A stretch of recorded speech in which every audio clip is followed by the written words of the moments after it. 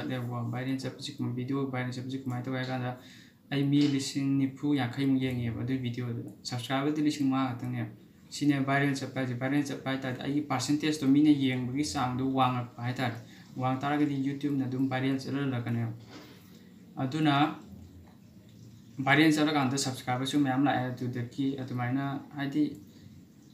ꯃꯤꯉꯣꯟꯗ ꯍꯥꯏꯇꯥꯔꯦ ꯑꯩꯈꯣꯏ ꯁꯕꯁꯀ꯭ꯔꯥꯏꯕ ꯇꯧꯗ꯭ꯔꯤꯕ ꯃꯤꯁꯤꯗ ꯑꯩꯈꯣꯏꯒꯤ ꯔꯤꯀꯃꯦꯟ ꯇꯧꯔꯒ ꯂꯩꯕ ꯍꯥꯏꯇꯥꯔꯦ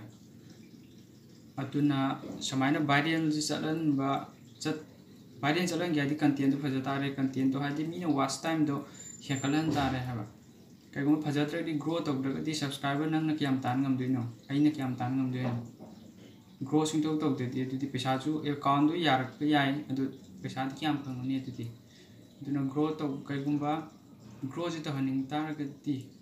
ꯍꯥꯏꯗꯤ ꯀꯟꯇꯦꯟꯗꯣ ꯐꯖꯔꯒꯗꯤ ꯑꯗꯨꯝ ꯌꯨꯇ꯭ꯌꯨꯕꯁꯦ ꯇꯧꯕ ꯌꯥꯔꯦ ꯐꯖꯅꯤ ꯈꯜꯂꯒꯗꯤ ꯑꯗꯨꯝ ꯏꯁꯥꯅ ꯈꯟꯕꯤꯔꯣ ꯑꯗꯨꯒ ꯒ꯭ꯔꯣ ꯇꯧꯔꯅꯤꯀꯣ ꯑꯗꯒꯤꯗꯤ ꯑꯦꯀꯥꯎꯟꯁꯤ ꯑꯗꯨꯃꯥꯏꯅ ꯁꯨꯃꯥꯏꯅ ꯇꯧꯔꯒ ꯑꯩꯈꯣꯏꯒꯤ ꯚ꯭ꯌꯨ ꯃꯁꯤꯡꯗ ꯂꯩꯇꯦꯕ ꯄꯩꯁꯥ ꯇꯥꯟꯕ ꯍꯥꯏꯁꯦ ꯃꯥꯒꯤ ꯂꯥꯛꯀꯗꯕ ꯄꯩꯁꯥꯁꯦ ꯚ꯭ꯌꯨ ꯃꯁꯤꯡꯗ ꯂꯩꯇꯦ ꯚ꯭ꯌꯨ ꯃꯁꯤꯡꯗ ꯂꯩꯇꯦ ꯍꯥꯏ ꯀꯥꯟꯗꯤ ꯀꯥꯟꯅꯩ ꯀꯥꯟꯅꯔꯒꯁꯨ ꯗꯥꯏꯔꯦꯛ ꯑꯣꯏꯅ ꯄꯩꯁꯥꯒꯤ ꯀꯃꯥꯏꯅ ꯍꯣꯠꯂꯦ ꯍꯥꯏ ꯀꯥꯟꯗ ꯃꯣꯏ ꯑꯦꯠꯁꯇ ꯍꯣꯠꯂꯦꯕ ꯍꯥꯏꯗꯤ ꯑꯩꯅ ꯑꯩꯒꯤ ꯑꯦꯀꯥꯎꯟꯁꯦ ꯌꯥꯔꯦ ꯈꯜꯂꯁꯦ ꯑꯩ ꯚꯤꯗꯤꯑꯣ ꯑꯃ ꯊꯥꯒꯠꯂꯦ ꯈꯜꯂꯁꯦ ꯑꯗꯣ ꯅꯪꯅ 5 ꯌꯦꯡꯉꯦ ꯈꯜꯂꯁꯤꯅꯦ ꯑꯗꯣ ꯑꯍꯥꯟꯕꯗꯗꯤ ꯅꯪ ꯑꯦꯠꯁ ꯂꯥꯛꯑꯝꯕ ꯌꯥꯏ ꯑꯗꯨꯒꯤ ꯃꯊꯪꯗ ꯑꯦꯠꯁ ꯂꯥꯛꯑꯔꯣꯏꯕ ꯍꯟꯖꯟ ꯍꯟꯖꯟ ꯁꯨꯝ ꯌꯦꯡꯉꯗꯤ ꯑꯦꯠꯁ ꯂꯥꯛꯇꯕꯅꯦꯕ ꯑꯗꯨꯅ ꯚ꯭ꯌꯨꯗꯤ ꯍꯦꯟꯒꯠꯇ꯭ꯔꯥ ꯑꯩꯉꯣꯟꯗ ꯚ꯭ꯌꯨꯗꯤ 5 ꯂꯥꯛꯏ ꯑꯗꯣ ꯑꯦꯠꯁꯇꯤ ꯑꯃꯈꯛ ꯌꯦꯡꯉꯨ ꯅꯠꯇ꯭ꯔꯥ ꯑꯗꯣ ꯄꯩꯁꯥꯗꯤ ꯑꯦꯠꯁ ꯑꯃꯒꯤ ꯄꯩꯁꯥꯗꯣ ꯂꯥꯛꯇꯣꯏꯅꯦꯕ ꯑꯗꯨꯃꯥꯏꯅ 50,000 ꯚ꯭ꯌꯨ ꯂꯩꯕꯗ $5 ꯐꯪꯕ ꯌꯥꯏ ꯑꯗꯨꯒ 10,000 ꯂꯩꯕ ꯃꯇꯝꯗ $2 ꯐꯪꯉꯛꯄ ꯌꯥꯏ ꯇꯝꯕ ꯉꯝꯗꯦ ꯑꯁꯤꯗꯤ ꯑꯗꯨꯅ ꯄꯩꯁꯥꯁꯤ ꯑꯩꯈꯣꯏ ꯇꯁꯦꯡꯅ ꯅꯪꯅ ꯀꯩꯒꯨꯝꯕ ꯈꯔ ꯃꯌꯥꯝꯗ ꯅꯨꯡꯉꯥꯏꯒꯗꯕ ꯃꯌꯥꯝ ꯌꯦꯡꯅꯤꯡꯒꯗꯕ ꯄꯤꯕ ꯉꯝꯒꯗꯕ ꯚꯤꯗꯤꯑꯣ ꯂꯩ ꯇꯥꯔꯒꯗꯤ ꯁꯦꯝꯕ ꯉꯝꯅꯤ ꯈꯟ ꯇꯥꯔꯒꯗꯤ ꯌꯨꯇ꯭ꯌꯨꯕ ꯇꯧꯕꯤꯌꯨ ꯀꯩꯁꯨ ꯌꯥꯝ ꯀꯟꯅ ꯂꯨꯕ ꯅꯠꯇꯦ ꯁꯤꯗꯩꯗ ꯈꯔ ꯇꯝꯕ ꯑꯃꯗꯤ ꯆꯪꯉꯤꯀꯣ ꯑꯗꯨꯒ ꯁꯤꯗ ꯇꯧꯔꯤꯅꯦꯅ ꯑꯩꯈꯣꯏꯒꯤ ꯚꯤꯗꯤꯑꯣ ꯄꯨꯡꯊꯥ ꯊꯥꯒꯠꯄꯗꯤ ꯌꯥꯗꯦ ꯄꯨꯡꯊꯥ ꯊꯥꯒꯠꯄ ꯌꯥꯗꯦ ꯍꯥꯏꯕꯗꯤ ꯀꯣꯄꯤꯔꯥꯏꯠ ꯂꯩꯕ ꯂꯩ ꯑꯗꯩ ꯃ꯭ꯌꯨꯖꯤꯛꯀꯁꯦ ꯄꯨꯡꯍꯥ ꯍꯥꯞꯄ ꯌꯥꯗꯦ ꯑꯗꯨꯒ ꯃꯔꯨꯑꯣꯏꯅ ꯑꯃ ꯍꯧꯖꯤꯛꯀꯥꯟ ꯃꯅꯤꯄꯨꯔꯒꯤ ꯐꯤꯂꯝꯒꯨꯝꯕꯀꯣ ꯑꯗꯨꯒ ꯑꯩꯈꯣꯏꯒꯤ ꯁꯤꯟꯁꯦ ꯍꯥꯟꯅ ꯌꯨꯇ꯭ꯌꯨꯕꯇ ꯊꯥꯒꯠꯈ꯭ꯔꯕ ꯚꯤꯗꯤꯑꯣꯁꯤꯡꯁꯦ ꯑꯩꯈꯣꯏꯅ ꯀꯠ ꯇꯧꯕ ꯍꯥꯏꯇꯥꯔꯦ ꯍꯥꯏꯗꯤ ꯃꯇꯦꯛ ꯅꯨꯡꯉꯥꯏꯕ ꯁꯤꯟ ꯑꯩꯁꯨ ꯃꯃꯥꯡ ꯊꯥꯒꯠꯂꯝꯃꯤꯗꯅ ꯑꯗꯨ ꯍꯧꯖꯤꯛ ꯌꯥꯗ꯭ꯔꯦ ꯍꯥꯟꯅꯗꯤ ꯍꯟꯇꯛꯇꯪꯅꯦ ꯑꯩꯒꯤ ꯗꯥꯎ ꯌꯥꯗꯕ ꯍꯥꯏꯒꯗ꯭ꯔꯥ ꯍꯟꯇꯛꯇꯒꯤꯅꯦꯕ ꯁꯤ ꯇꯧꯔꯤꯁꯦ ꯑꯗꯨꯅ ꯃꯃꯥꯡ ꯀꯩꯀꯩꯗꯗꯤ ꯃꯤ ꯃꯌꯥꯝ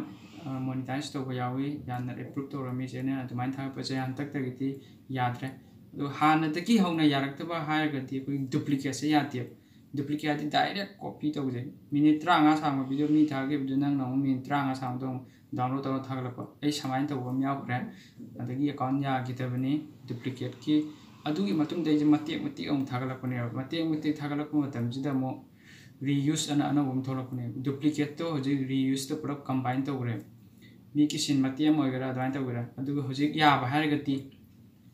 ꯔꯤꯌꯦꯛꯁꯟꯒꯤ ꯇꯥꯏꯞꯇ ꯚꯤꯗꯤꯑꯣꯁꯦ ꯊꯥꯒꯠ ꯇꯥꯔꯒꯗꯤ ꯌꯥꯅꯦꯕ ꯔꯤꯌꯦꯛꯁꯟꯒꯤ ꯇꯥꯏꯞꯇ ꯚꯤꯗꯤꯑꯣ ꯊꯥꯒꯠ ꯇꯥꯔꯒꯗꯤ ꯍꯥꯏ ꯇꯥꯔꯗꯤ ꯑꯩꯅ ꯍꯧꯖꯤꯛ ꯇꯧꯔꯤꯗꯣ ꯃꯃꯥꯡꯒꯤ ꯚꯤꯗꯤꯑꯣꯁꯤꯡꯗ ꯍꯥꯏꯗꯤ ꯅꯪꯒꯤ ꯃꯦꯟ ꯑꯣꯔꯤꯖꯤꯅꯦꯜ ꯑꯣꯏꯕ ꯚꯤꯗꯤꯑꯣꯗꯨꯗꯤ ꯈꯤꯇꯪ ꯁ꯭ꯀꯣꯞ ꯆꯥꯎꯍꯟ ꯇꯥꯔꯦ ꯑꯗꯨꯒ ꯃꯤꯒꯤ ꯑꯇꯣꯞꯄꯗꯨꯅ ꯔꯤꯌꯦꯛꯁꯟ ꯇꯧꯗꯣꯏ ꯄꯣꯠꯇꯨ ꯁ꯭ꯀꯣꯞ ꯄꯤꯛꯇ ꯌꯥꯗꯦ ꯄꯣꯔꯁꯟꯗꯣ ꯃꯥꯅ ꯄꯤꯛꯀꯗꯕ ꯑꯗꯨꯒ ꯅꯪꯒꯤ ꯑꯣꯔꯤꯖꯤꯅꯦꯜꯗꯨꯅ ꯆꯥꯎꯍꯟꯒꯗꯕ ꯀꯩꯒꯨꯝꯕ ꯃꯥꯒꯤꯗꯨꯅ ꯆꯥꯎꯇꯥꯔꯗꯤ ꯑꯗꯨꯁꯨ ꯍꯌꯦꯡ ꯄ꯭ꯔꯣꯕ꯭ꯂꯦꯝ ꯂꯥꯛꯄ ꯌꯥꯏ ꯃꯣꯅꯤꯇꯥꯏꯖ ꯇꯧꯔꯛꯇꯕ ꯌꯥꯏ ꯑꯗꯨꯅ ꯁꯨꯃꯥꯏꯅ ꯔꯤꯌꯦꯛꯁꯟꯒꯤ ꯇꯥꯏꯞꯇ ꯇꯧꯕ ꯌꯥꯏ ꯑꯗꯨꯒ ꯁꯤꯅꯦ ꯁꯨꯃꯥꯏꯅ ꯇꯧꯔꯒ ꯑꯗꯨꯝ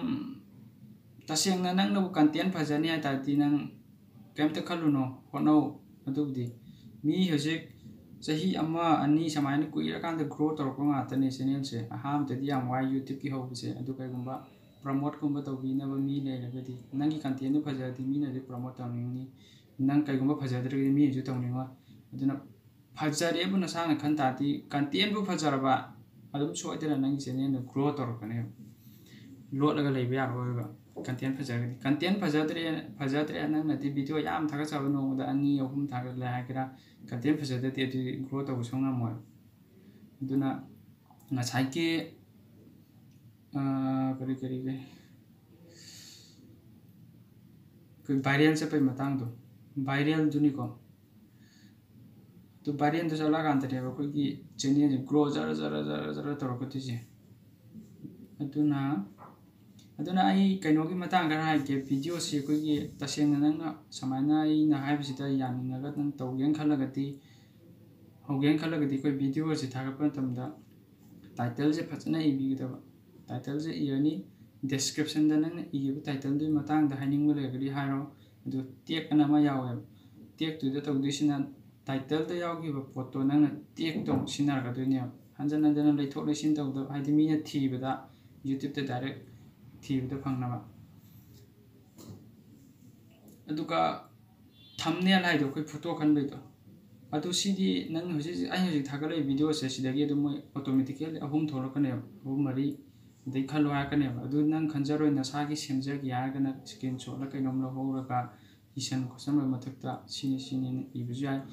aduga moina automatically generate to dudi ai content hoji ji thagale video je sida yawgi do adu katan ibu ko kam yawti na sagi wana semjara tum video upload to ngi do adu kan to usu ai aduga video की quality सी मदुम खरा फजहन गदौने video की quality फजद्रे दिमी अदम जेंगिंग दे दना तुका तसेंना viral चलन गया है तारगदी video जी आम सांग न थापदा कानदे मी जे दुम तले फन फजरगसु नंग थागले फोटो फजरगसु दुम याम सांगगदी मी तलप यावे दि मतम लेतब यावे तुम यारगे दि मी याम द्रबद मिनिट 4 minutes बुक्ति त हनिने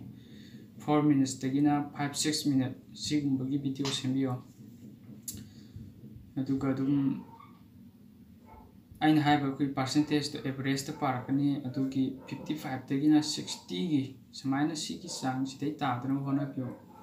bajana semo adui tati nang adum grow zara torpane no natrano ai gi su adumaina 55 56 yawe adu kai na sine grow to gi se na sum khalla le adu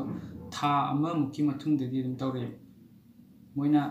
yenga pra kai na khangdi moi YouTube ki team na hadi nang ne 55% yaw re ne ta kudak ta viral chak ta mate adu matam khara di sang ni adu suk choi choi de ne dum viral di sala kane dun sini adu ta sing YouTube ta pesa tang gi hai ta gi di nang na tan bi ai kai no nang kai gum nang gi talent hijabi mayam pam ga da ba kai gum khar to ngam ga da ba ai di mayam na to da adu gumba laitargati YouTube tawbiu paisa dum side income lakpi ai adu su mathakta YouTube se kai obia career mo obse ai YouTube da career oba mi myam lei career mo na paisa am tan mi am lei gra adu sine YouTube se taw ga targati samana tawro video se kai gumba adi nungaragati hadi sigi video sina kitang kana ba pangagati subscribe to biramo like to biramo aduga share su to biyo aduga comment bibiro aduga sigumba hadi YouTube ki maramda khangning mo legati dum comment ta habiro ai dum question answer ki tap ta torpe ai na tragana dum video in semaga torpu su ai kai gumba mi duna hadi YouTube ki maramda koi manipur de kisya kana laiti tawning maje laiti rana tragana atopa English Hindi gumba mingon de dum jeng bra khangde manipur da wangang jiti dum kaya pang jengna yengna te do sugumba video thaga preju manipur da yakana ji laite duga account hang ani aduga adum tawba yare dur mayam like share subscribe to ka bigunu ngasi di matang solution jage thank you everyone